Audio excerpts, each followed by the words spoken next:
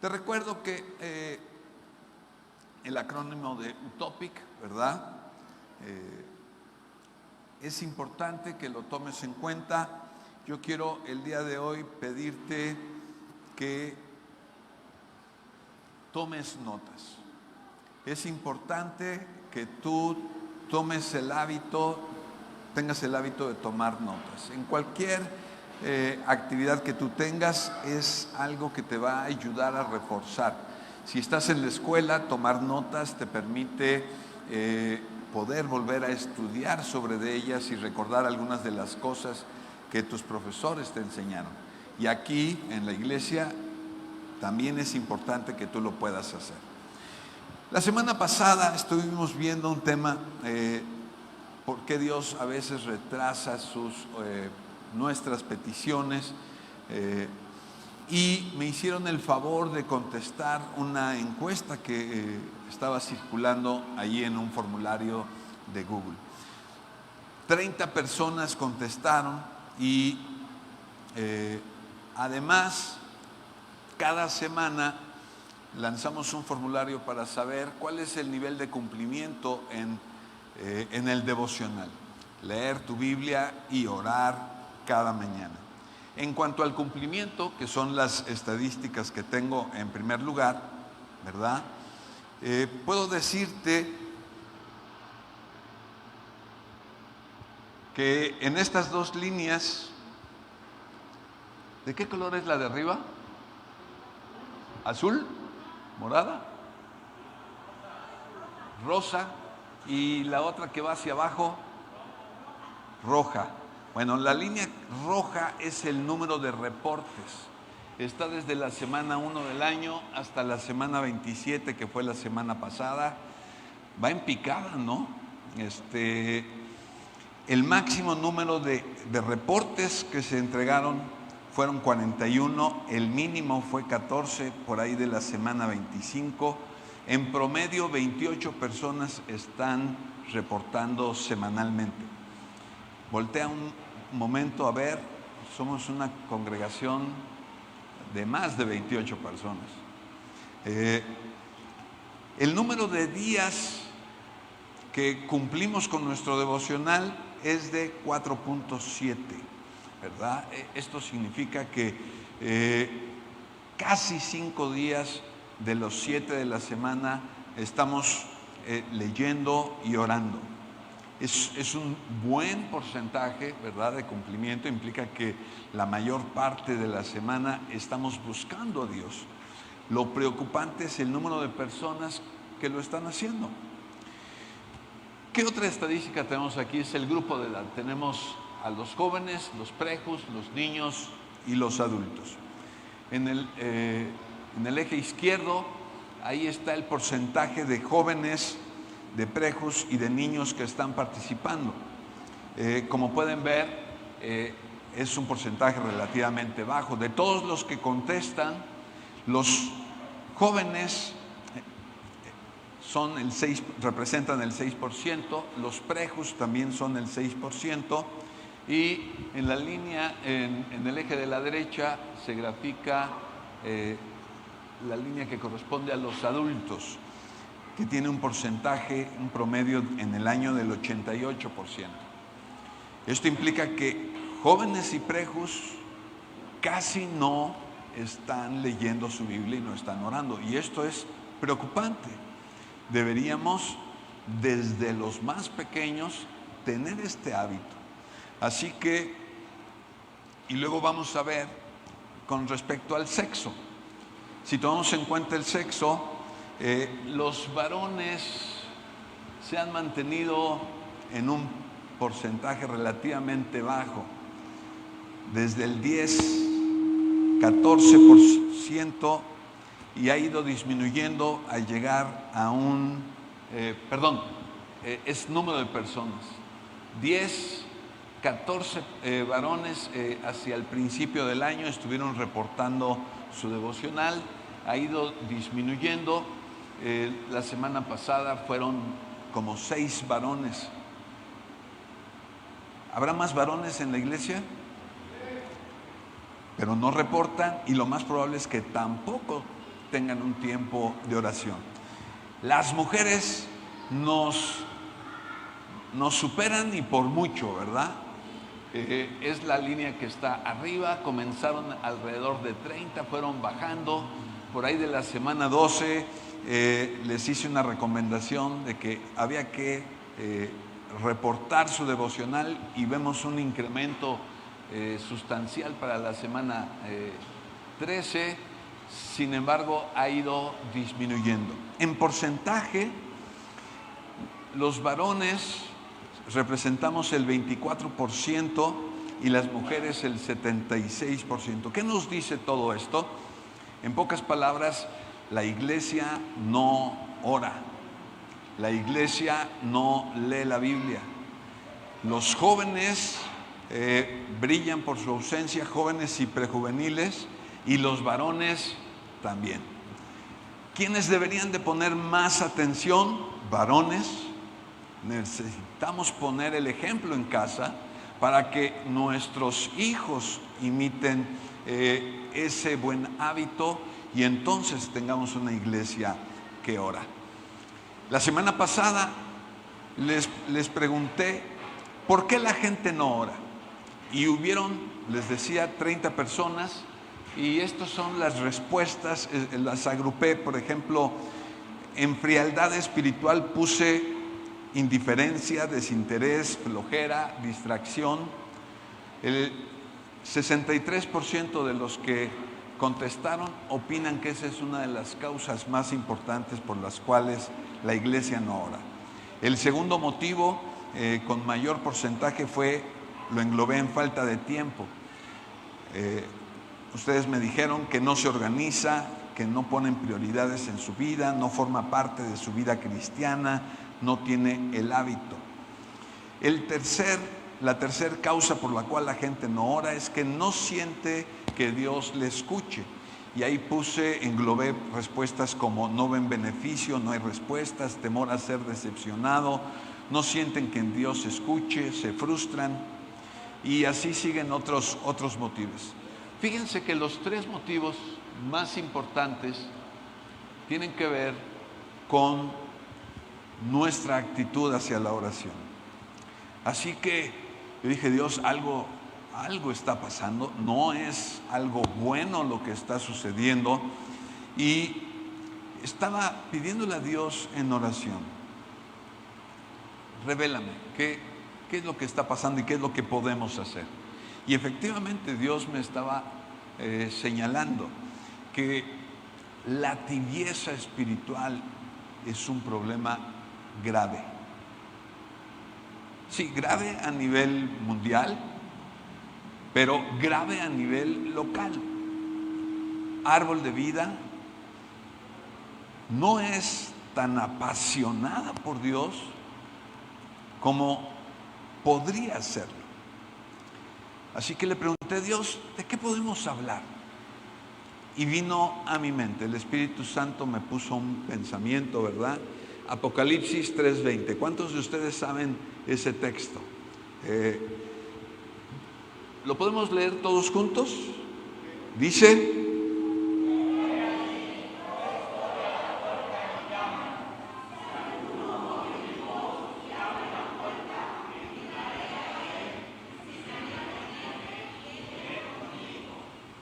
muy bien, así es que he aquí, yo estoy a la puerta y llamo.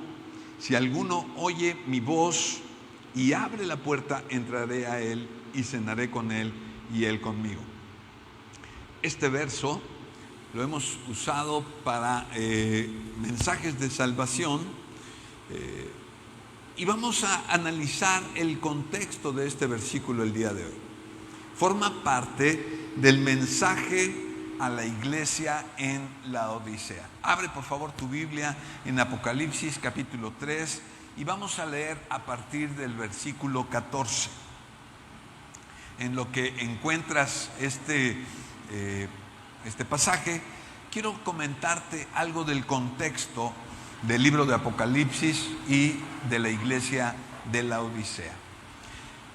Este libro de carácter profético según el primer capítulo, contiene la revelación de Jesucristo para su iglesia.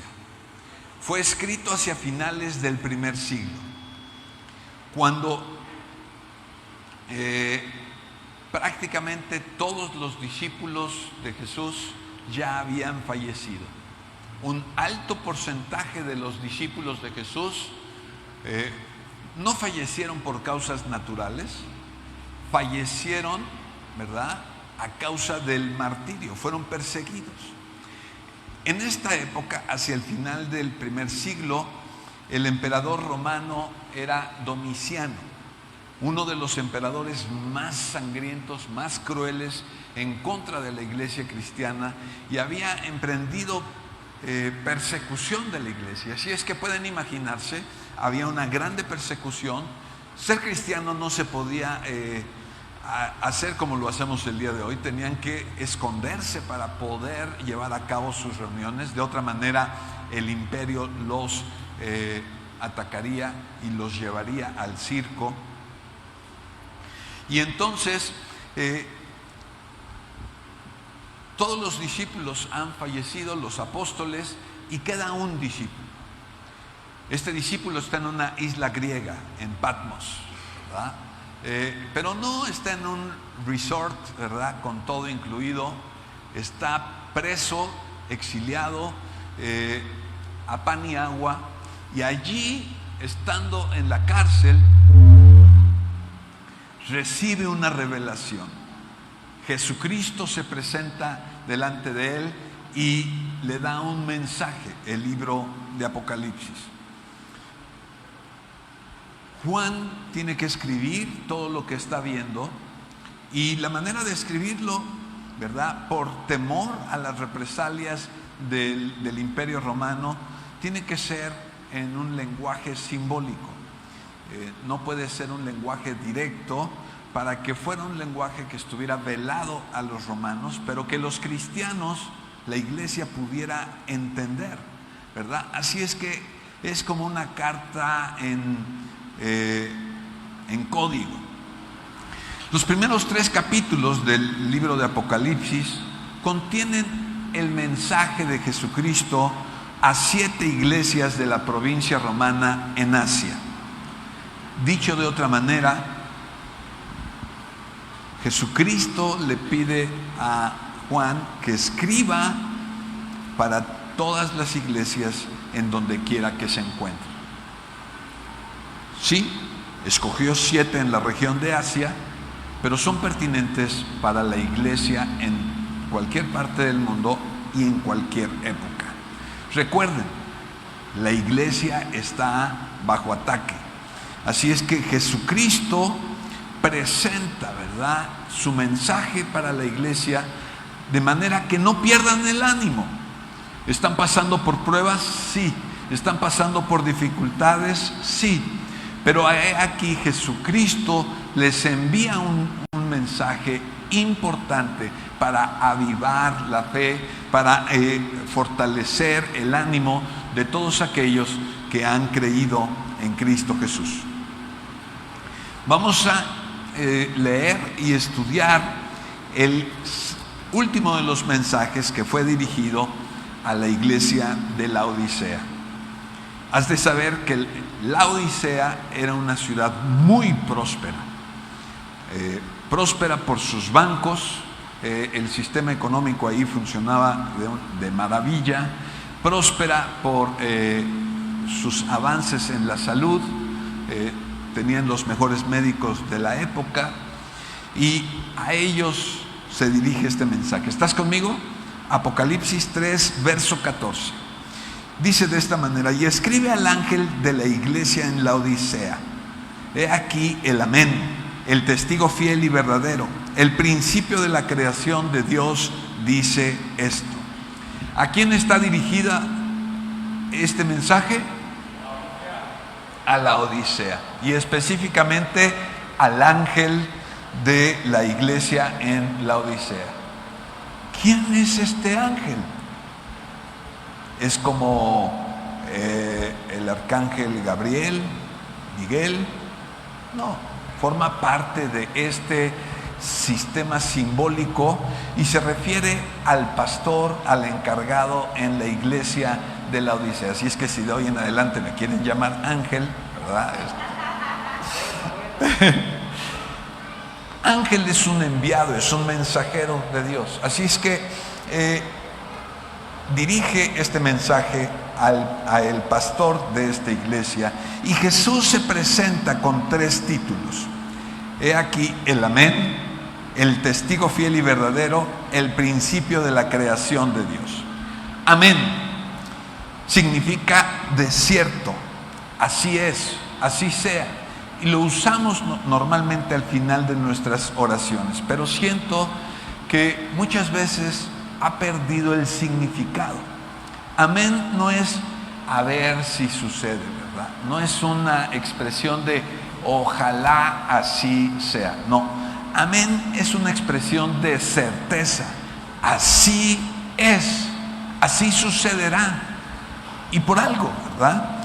Jesús, en 2 de Corintios capítulo 1 verso 20, se nos dice que Jesús es el sí y el amén de Dios.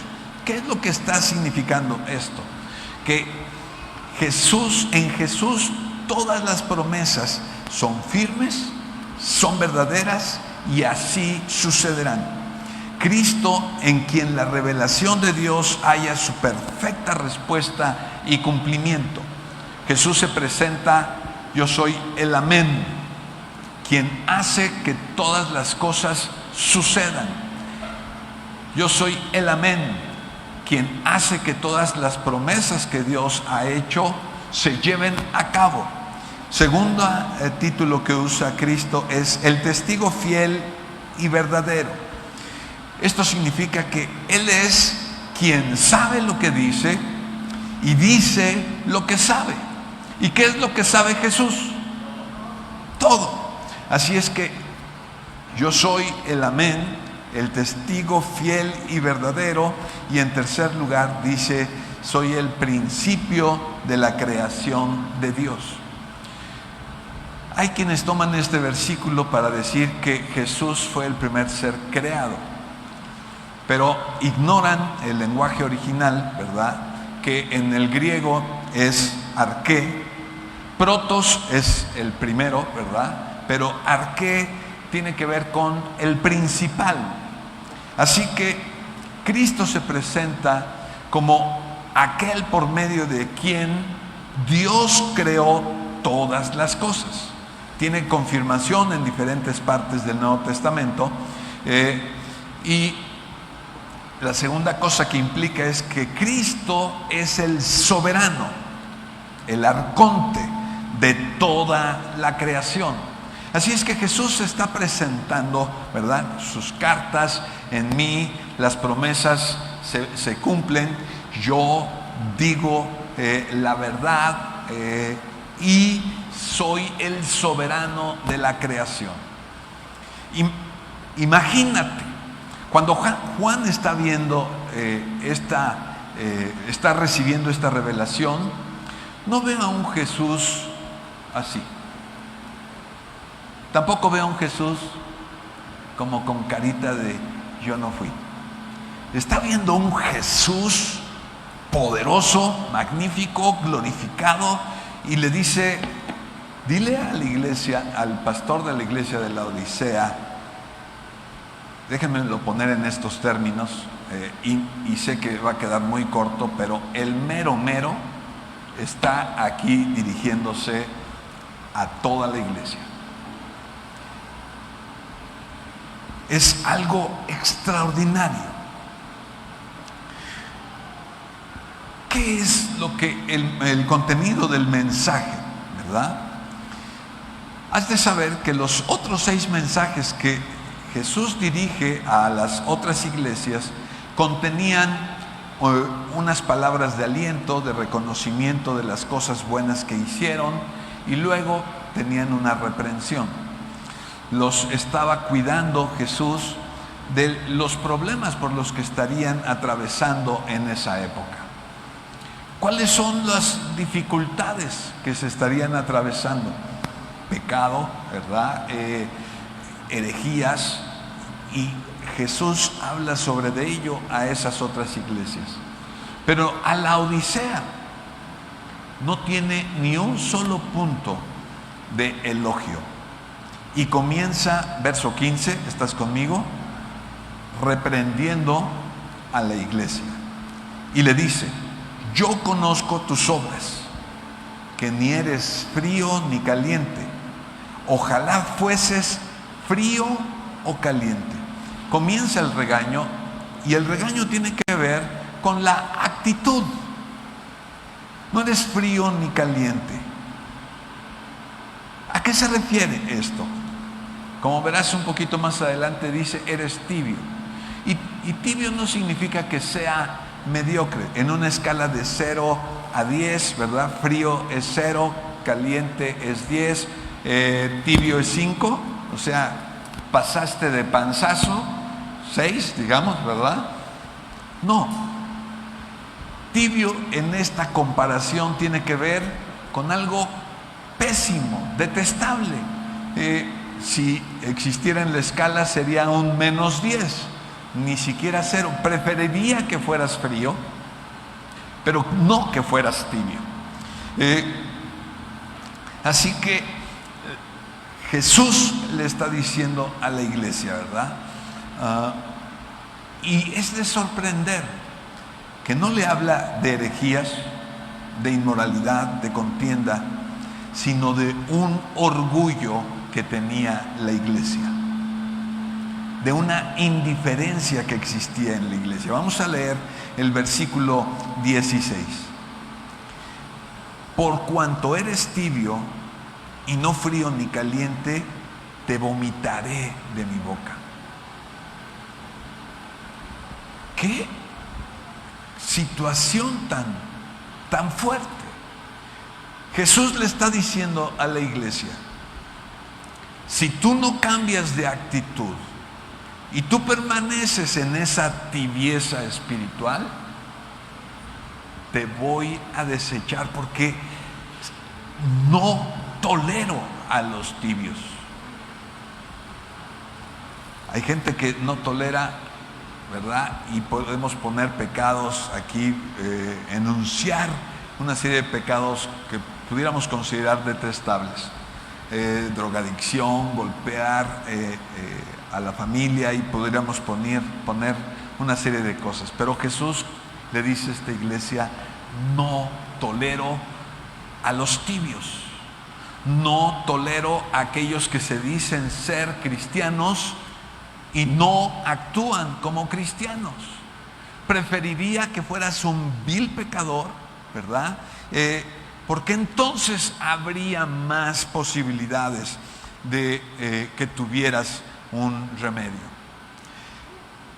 Esta expresión, como bien lo dice la Nueva Versión Internacional, no es un hecho que van a ser vomitados, sino que si no cambian de actitud, serán echados fuera, serán descartados. Así que podría traducirse como: estoy a punto de vomitarte. Y esto tiene concordancia con el resto del mensaje, porque es un llamado al arrepentimiento. Si no hubiera oportunidad de arrepentimiento, pues sí, ya sería, ¿cómo se dice?, el dictamen de la sentencia, ¿verdad? No hay nada más que hacer. Pero Jesús está advirtiendo y le está diciendo cuáles van a ser las consecuencias para que la iglesia reaccione. Punto importante, ¿verdad?, que creo haber estado diciendo pero no resaltado. Este mensaje está dirigido a una iglesia. No está dirigido a la gente pecadora, no está dirigida a los soldados romanos ni al gobierno romano. Le está diciendo a la iglesia: por cuanto eres tibio y no frío ni caliente, estoy a punto de vomitarte. ¡Qué tremendo! Están siendo perseguidos. Hay una serie de problemas con los que tienen que enfrentarse. Y Jesús les dice: los cristianos no se rajan. Los cristianos no se echan para atrás, ¿verdad? Aquí el reino de los cielos sufre violencia y solo los valientes lo arrebatan. Si tú sigues leyendo Apocalipsis hacia los últimos capítulos, menciona todos los pecadores que van a ser enviados al lago de fuego. ¿Y sabes quién encabeza la lista de pecados? Los cobardes. Dice, los cobardes serán lanzados. Así que para Jesús es muy importante nuestra actitud, porque de allí, ¿verdad?, del corazón emanan muchas de nuestras conductas. ¿Qué estaba pasando con estos cristianos de la iglesia de Laodicea? Bueno, pues son gente que se sentía que estaba bien con Dios. No somos ateos, creemos en Dios, pero sus actitudes dejan mucho que desear. Uno no podría decir, este es un hijo de Dios porque tiene cola que le pisen. ¿Sabes de alguien así? No voltees, no veas muy fijo hacia adelante, ¿verdad? Estos cristianos decían, yo no soy del mundo, pero siempre están contemplando al mundo y anhelando todo lo que hay en el mundo. Como la mujer de Lot, ¿te recuerdas? Tienen que salir huyendo de Sodoma, de Gomorra, de la región de Sodoma y Gomorra. La expresión era no volteen, y ahí va la señora, ¿verdad?, a voltear. ¿Por qué? Porque anhelaba lo que estaba allí. Y así hay muchos cristianos hoy en día. ¿Por qué es tan popular la teología de la prosperidad? Porque anhelamos lo que tiene el mundo. Queremos tener el coche último modelo, ¿verdad? Queremos tomarnos vacaciones, queremos tener una cuenta en el banco bien nutrida, queremos que nuestro negocio sea próspero. Y uno se queda pensando, ¿y qué me dices de tu fe? Es cierto, no es pecado tener dinero, pero cuando es todo en tu vida, uno piensa, se me hace que no eres tan cristiano como dices, ¿verdad? Las vidas de estos cristianos están divididas. Vienen el domingo, están aquí en la reunión y se les ve felices, hermano, qué gusto verte. A la esposa le hablan bien, ¿verdad? Cariño, siéntate aquí conmigo. Pero salen del templo y, gorda, ¿qué pasó? ¿A qué hora me sirves? ¿Verdad? Y nos transformamos. Ustedes son muy jóvenes, pero había una caricatura de Goofy subiéndose al auto, ¿verdad? ¿Se recuerdan de esa? Los que se recuerdan, es un personaje muy amable y mientras está fuera del coche todo es dulzura, todo es propiedad, pero se sube al auto y se transforma.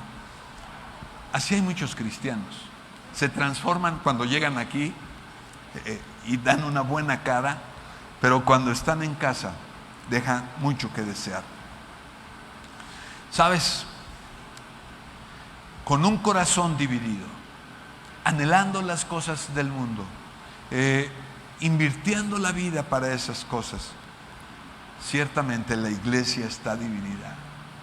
No es fría, pretende ser algo que no es, y Jesús detesta esa actitud. O eres frío o eres caliente, pero no medias tintas. No pretendas ser lo que no eres. No seas hipócrita como los fariseos. Fíjate lo que dice el verso 17. ¿Cuál es el motivo por el cual Jesús reprende estas actitudes? ¿Por qué dice que son tibios? Dice el verso 17, tú dices, yo soy rico y me he enriquecido y de ninguna cosa tengo necesidad. y no sabes que tú eres un desventurado, miserable, pobre, ciego y desnudo. Les dio con todo. Y Jesús habla directo y es certero en sus palabras. ¿Sabías que la ciudad de Laodicea, antes, por ahí del año 60, 70, hubo un terremoto, la mayor parte de la ciudad se destruyó, y como hoy en día las ciudades de alrededor del imperio quisieron apoyarla para reconstruirla? Dicen los historiadores que la gente de Laodicea dijo: no, nosotros tenemos los recursos suficientes para levantar nuevamente nuestra ciudad. Nuestro sistema económico es fuerte, tenemos reservas, ¿verdad? Tenemos oro, tenemos lo necesario para levantarlos, los mejores arquitectos, así es que no necesitamos de nadie. Esa actitud prepotente, orgullosa, es la que Jesús está señalando, porque no solamente es un tengo todo lo que necesito, es decirle a Dios: ¿sabes? No te necesito tanto. Algunos de ustedes opinaron que la iglesia no ora porque se siente autosuficiente. Y creo yo que este es el principal peligro hoy en día para la iglesia. Nos creemos autosuficientes.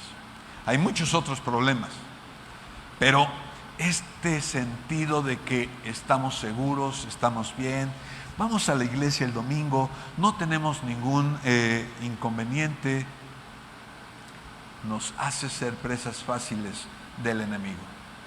¿Qué pasaría si fuéramos fríos, pecadores, verdad?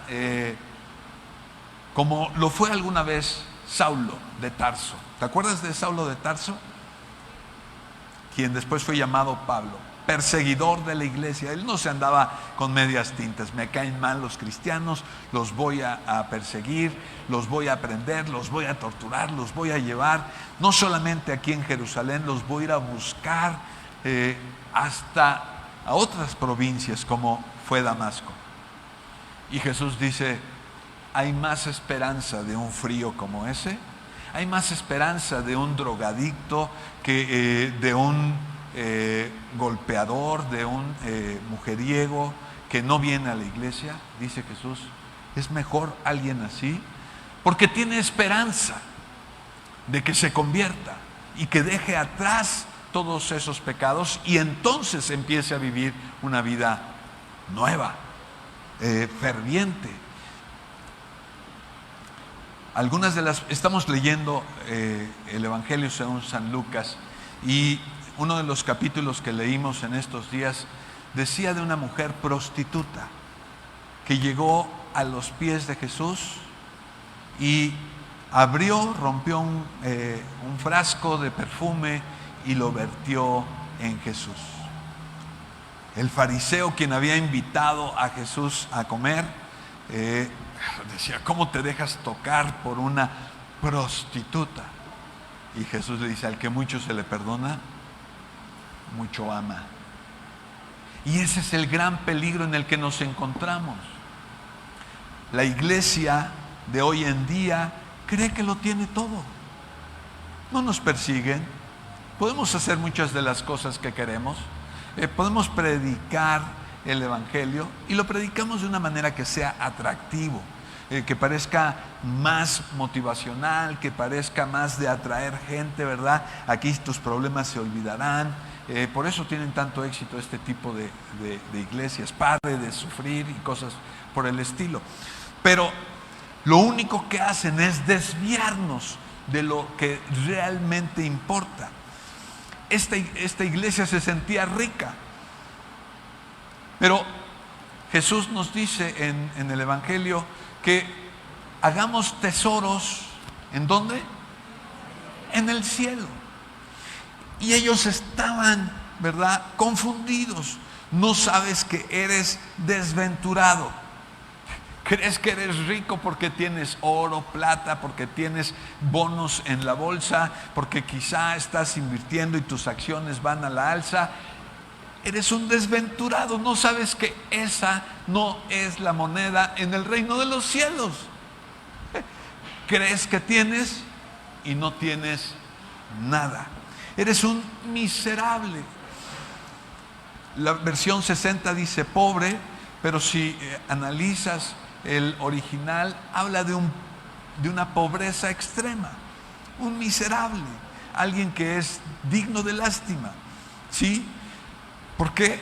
Porque se cree autosuficiente, que no necesita de nada, que no necesita de nadie, y sin embargo su necesidad es enorme, es menesteroso, es ciego, no puede ver más allá de su situación, y además está desnudo. Ellos presumían de sus vestimentas. No sé cuáles sean las mejores marcas, pero vestían un traje Armani, creían que estaban muy bien vestidos, y Jesús les dice: estás desnudo, eso realmente no te cubre.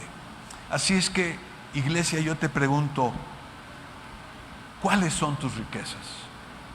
¿En dónde está tu confianza? ¿En dónde está tu tesoro? ¿Te crees autosuficiente? ¿Crees que lo sabes todo? Siglo XXI, la humanidad siente que tiene el control de todo, porque podemos hacer dispositivos tan inteligentes como este, porque podemos clonar algunos seres vivos, porque el nuevo telescopio puede ver hacia lo más profundo del universo. ¿Crees que ya todo está resuelto? Abre los ojos un momento y ve la miseria en la que nos encontramos, cómo la maldad está galopante, cómo en las familias hay violencia, cómo los problemas más fundamentales siguen allí, y la iglesia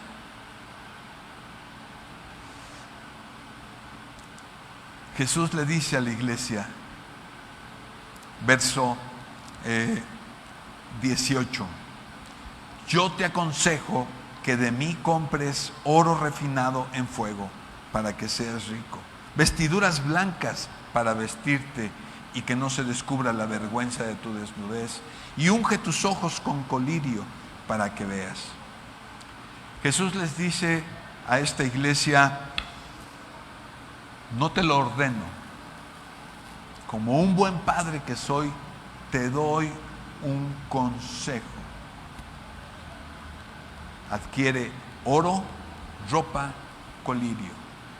Las verdaderas riquezas, lo que realmente cubre la vergüenza y lo que te va a permitir ver con claridad. Jesucristo es el único productor y proveedor de vida, de fe, de las cosas que valen la pena.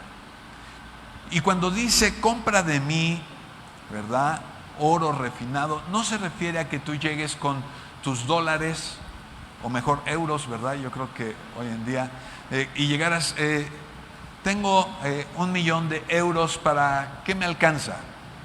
No, no le puedes comprar con ese tipo de moneda en el reino de los cielos. En Isaías nos dice: venid y comprad sin dinero. Tú tienes que venir.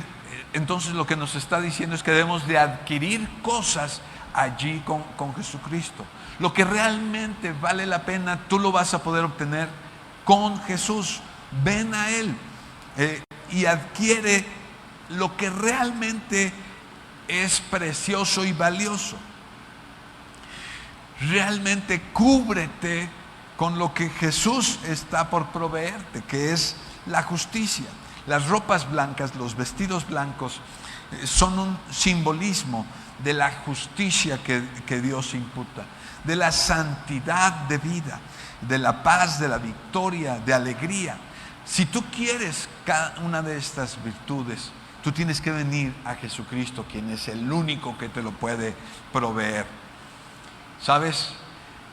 Jesucristo es el único que te puede permitir ver con claridad lo que está pasando a tu alrededor.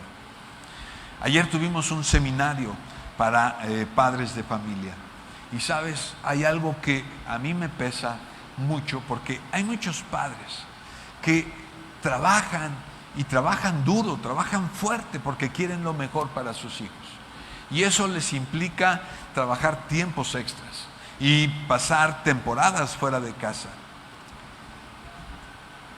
Y usando estas palabras diría, son pobres, son desventurados, están tan equivocados, pensando que traer más dinero a casa, eso va a ayudar a sus hijos. Yo ya pasé por la época laboral y sé lo que es eso.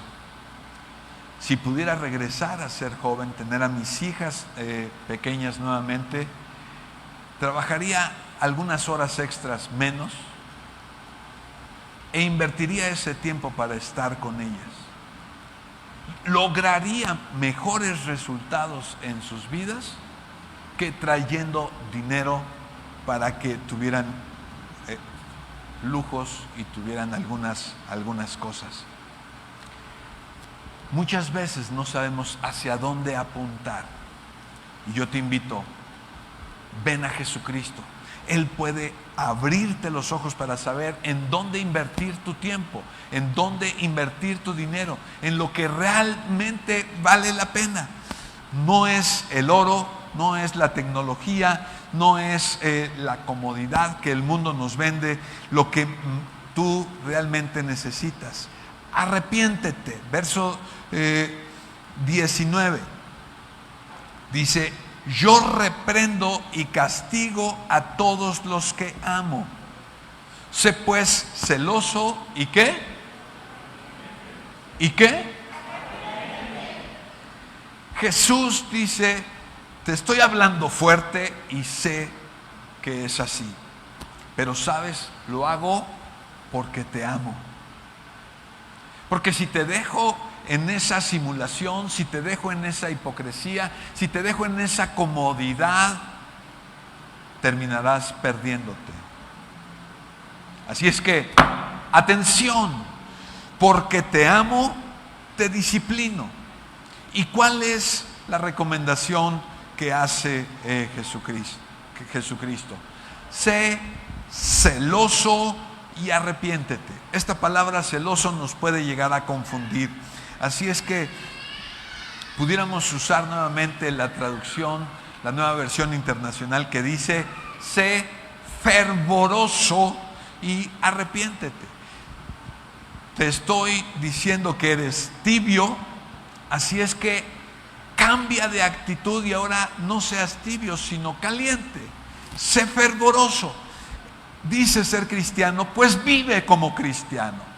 Que te puedan ver e identificar y decir, efectivamente, esta persona es cristiana.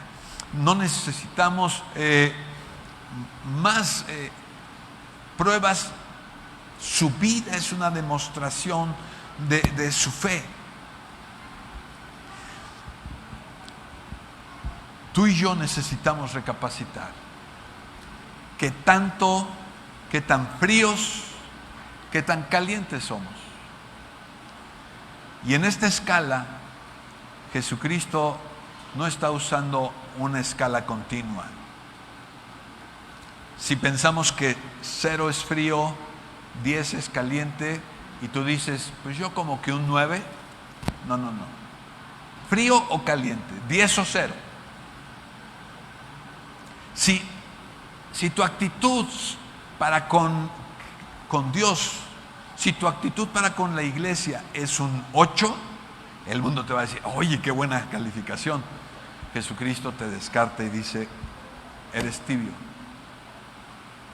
Tú y yo tenemos que ser fervorosos. ¿Cómo tenemos que ser? Tenemos que vivir intensamente nuestra fe. Y este es un llamado a despertar. Y tu fe no es algo que tú nada más dices, pues sí, yo soy cristiano. No, es algo que se deja ver. Se ve, se siente. Los cristianos están ¿Sí? Hagamos lo que corresponde a un cristiano.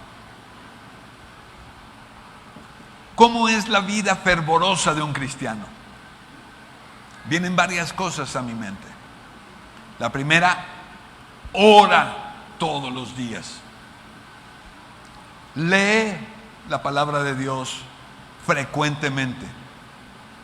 Viene a la iglesia, se conecta si tiene algún tipo de enfermedad o de limitación, pero asiste, apoya los proyectos de la iglesia, los hace suyos. Tú podrías decir, pero es que eso ya no es de Dios. Oye, la iglesia es la esposa de Dios. Y cuando tú menosprecias a la iglesia, estás menospreciando a la esposa de Jesucristo. Una persona. Espero que hayas conocido a alguien fervoroso, ¿verdad? Yo he conocido varios de ustedes en esa época del primer amor. ¿Qué otra actividad hay en la iglesia, pastor? Pues tenemos el domingo. Ya, ¿qué otra, verdad? El martes tenemos estudio bíblico. ¿Qué más? ¿Hay algo más en donde yo me pueda involucrar? A todo mundo le predican de lo que ha sucedido en su vida. Participa en todas las cosas. Hoy en día, con dolor puedo decir, Árbol de Vida, la mayor parte de la gente, no todos, gracias a Dios, están en una comodidad. Va a haber oración, hay que vayan los de siempre. Hay un seminario para padres, hombre, si mi familia está re bien. Solo le pego a mi esposa 2 veces a la semana, no como el compadre todos los días, ¿verdad? Somos ciegos. Arrepiéntete. Arrepiéntete de ser tibio. Arrepiéntete de hacer las cosas a medias. Arrepiéntete de amar más al mundo que a Dios. Arrepiéntete de tener un pie en la iglesia y tener otro pie en el mundo. Arrepiéntete. Y sé fervoroso. Hay una promesa tremenda y es así como llegamos al versículo 20. He aquí, yo estoy a la puerta y llamo. ¡Qué tremenda ilustración! El Señor de los señores, el Creador, el soberano de la creación, llega a la puerta de mi vida. ¡Qué bárbaro!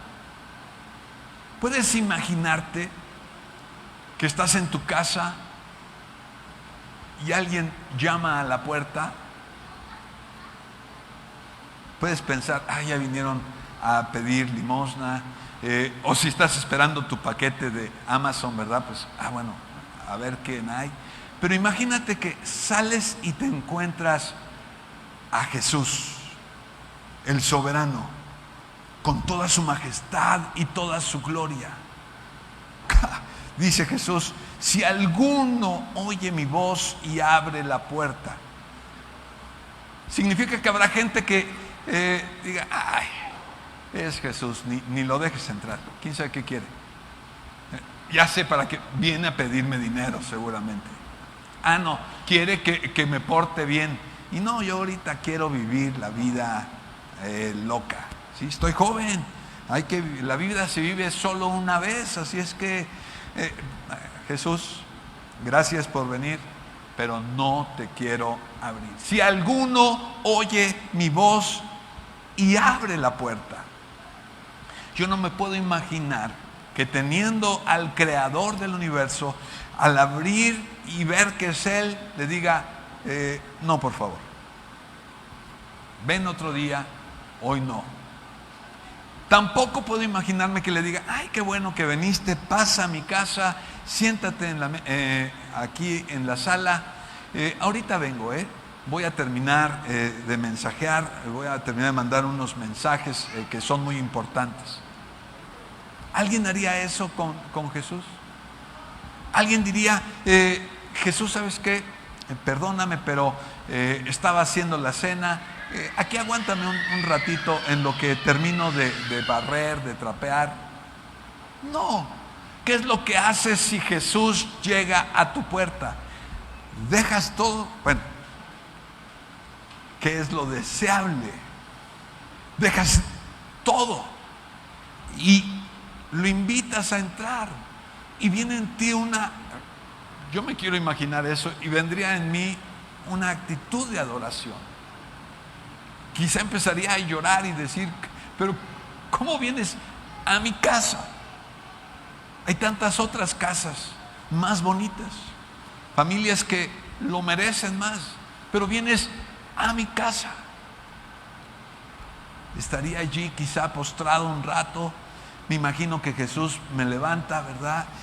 Y le diría, Jesús, tú dices que cenarás conmigo, no tengo más que frijoles. Pues frijoles está bien. ¿Crees que eso es lo importante para Jesús?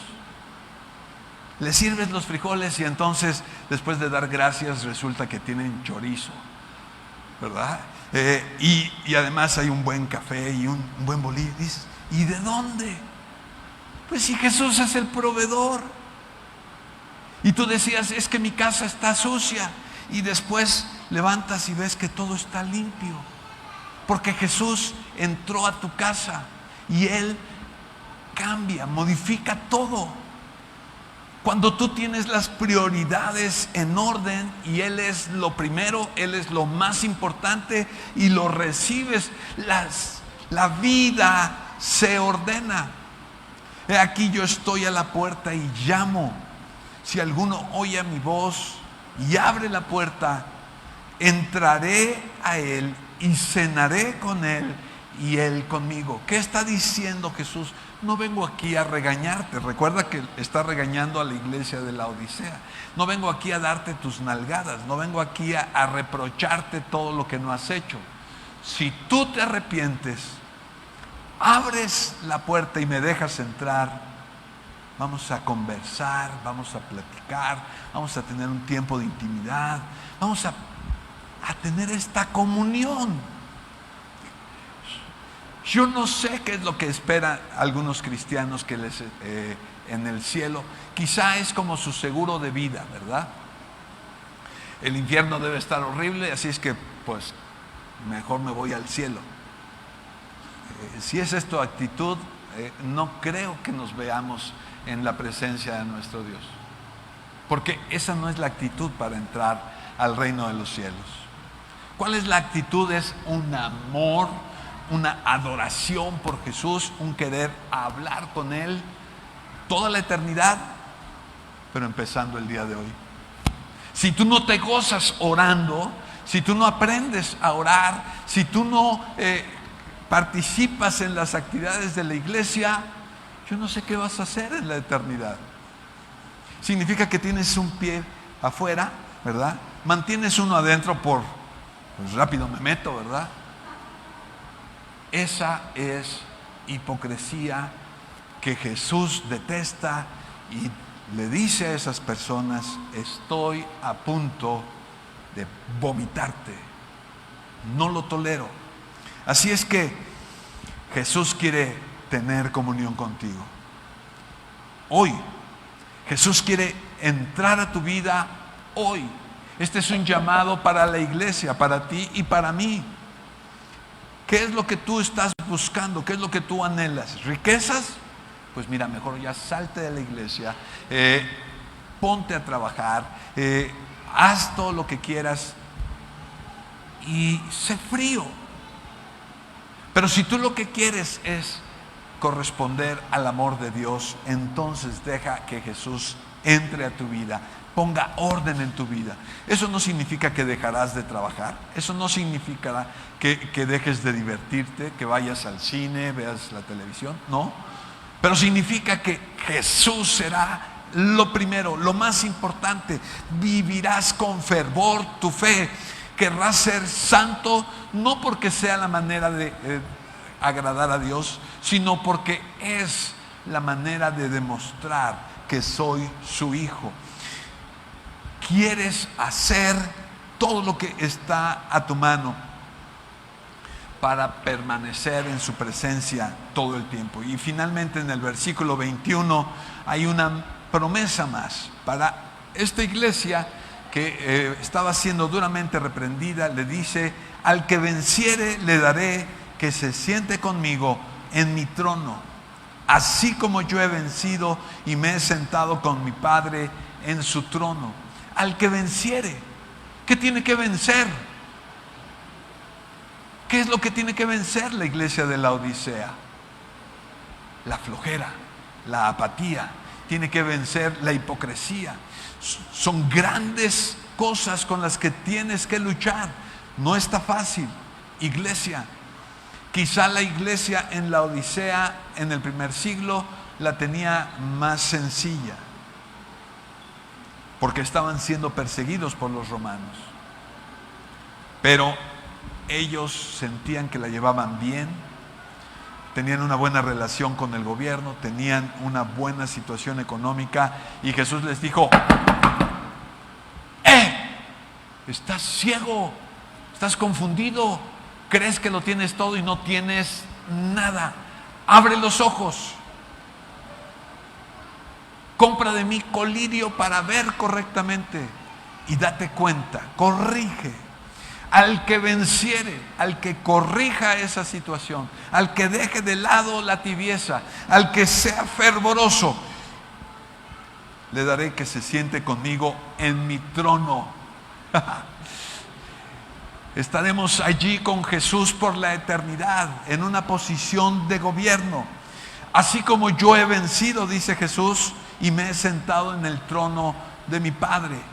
Esta es una promesa no para hoy, una promesa para cuando Cristo vuelva, donde pasaremos la eternidad allí con Él. Si tú vences la flojera, si tú vences la tibieza, entonces podrás tener una comunión íntima con Jesucristo hoy, y podrás disfrutar de la presencia de Cristo allí en el trono blanco por la eternidad. Cierra tus ojos, por favor. Si me ayudan, por favor, muchachos.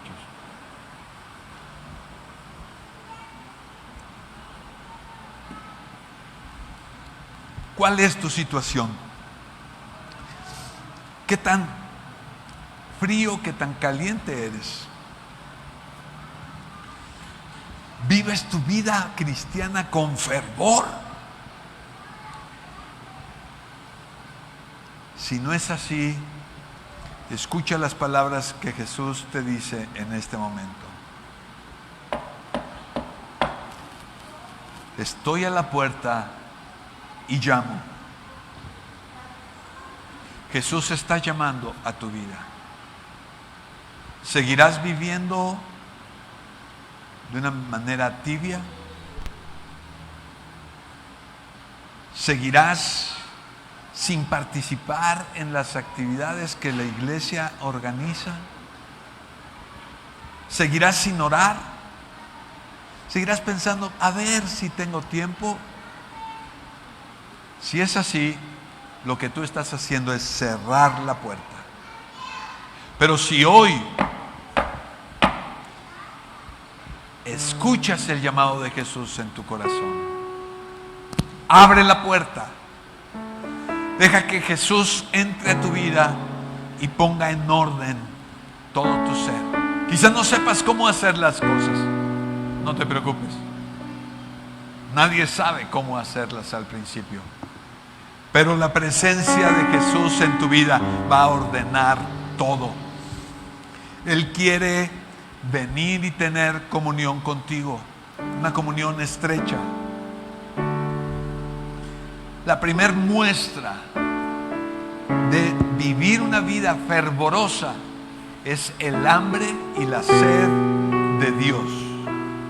Un hambre y una sed que se satisface leyendo tu Biblia todos los días, orando a Dios todos los días, congregándote siempre que haya oportunidad en la iglesia. Hambre de Dios. Una vida fervorosa comienza de esa manera. Continúa queriendo vivir conforme a los principios bíblicos que Dios nos ha dado. Yo quiero vivir una vida santa, quiero ordenarme, quiero cambiar esa manera de ser, dejar a un lado el enojo, y quiero que el fruto del Espíritu sea fácilmente visible en mi vida. Continúa de muchas otras maneras, pero hoy quiero limitarme a decirte: abre la puerta de tu vida a Jesús. Deja que Él entre y vive de esta manera fervorosa. Pensando en cómo debía de hacer esta ministración, quería pedir que llegara fuego del cielo para que tú pudieras ser avivado. Pero ¿sabes qué me dijo Dios? Esto no depende de mí. Esto no depende del Espíritu Santo. Depende de cada uno de nosotros. ¿Qué es lo que tenemos que hacer? Abrir la puerta. Dios no va a enviar fuego para quemar esa puerta y poder entrar. Abre la puerta y Él entrará. Y ese fuego, esa presencia inmensa de Dios quemará tu vida y provocará un poder que no sabes. Esas ganas de hacer las cosas, esa pasión de vivir de una manera extraordinaria el Evangelio. Jesús está a la puerta y sigue llamando. Abre tu corazón y dile: pasa, Señor, pon en orden mi vida. Entra y sé tú el Señor de mi vida. Dios está obrando en cada uno de ustedes. Varios de ustedes están haciendo esa oración y están abriendo su corazón y diciéndole a Dios: es cierto, he vivido de una manera mediocre, hipócrita, he vivido con un pie en la iglesia y otro pie en el mundo. Señor, perdóname. Abre tu corazón al que sabe todas las cosas y dile, confiesa: Señor, he usado la iglesia solamente como una tablita para salvarme, pero no es que te ame profundamente, no es que ame la iglesia profundamente. Solamente quiero tus regalos, quiero tus beneficios, pero a ti no te he amado, a ti no te he buscado. Perdóname, oh Dios. Abre tu corazón. Él sabe lo que hay allí, pero manifiéstale, porque es importante que tú le digas: me arrepiento de mi tibieza. Y si tú quieres ser fervoroso, si tú quieres arrepentirte y ser fervoroso, abre la puerta en este momento y dile: Jesús, entra a mi vida. Muévame, Señor Jesús. Ya no quiero ser igual.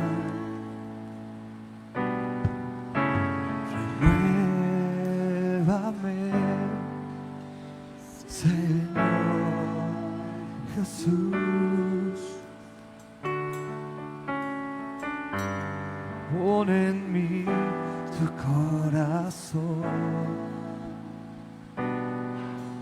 Forja todo lo que hay dentro de mí.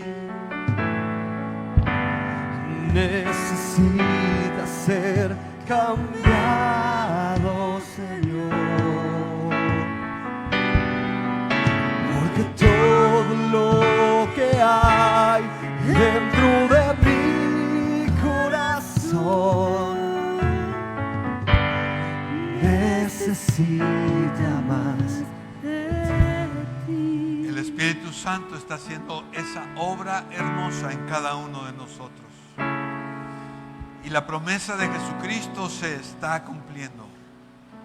he aquí yo entraré y cenaré con Él y Él conmigo. Está empezando esa relación a avivarse. Jesús está entrando y donde Él está, cosas hermosas suceden. Tu vida está cambiando en este momento. Tu vida está siendo transformada en este momento. Quizá tú has pensado, es que soy un pecador, no merezco que Jesús entre a mi vida. Pero Jesús te dice, yo he dado mi vida por ti. Te amo y te perdono totalmente. Si tú no tienes seguridad de salvación, quiero decirte que Cristo Jesús tomó tus pecados en la cruz y pagó por todos y cada uno de ellos. Si hoy tú le permites, te arrepientes de tu corazón y confías en Cristo como tu Salvador, Él entrará a tu vida y te dará la salvación que necesitas. Quiero pedirle a toda la iglesia, pongámonos en pie. Dios te ama tal y como eres. Del pecado se encargará más adelante, pero en este momento, hoy, es que tú abras tu vida a Jesucristo y lo dejes entrar para que Él gobierne totalmente. ¿Quieres hacerlo? Levanta tus manos si lo deseas. Dile, Señor, entra a mi vida, haz con ella lo que tú quieras. No solamente aquellos que no conocen a Jesús como su Salvador, la iglesia especialmente, que ha estado dormida, que ha estado tibia. Si así lo deseas, levanta tus manos y dile, Señor, toma el lugar que a ti te corresponde. Ven y hazme de nuevo. Haz, Señor, tu obra en mí. Que toda esa tibieza, esa flojera, esa indiferencia, Señor, las echo fuera de mi vida. Hoy quiero que tú tengas el primer lugar. Tú eres lo más importante. Tengo hambre y sed de ti. Señor, toma nuestras vidas y avívalas como solamente tú sabes y puedes hacerlo. Te lo pido en el nombre de Jesús.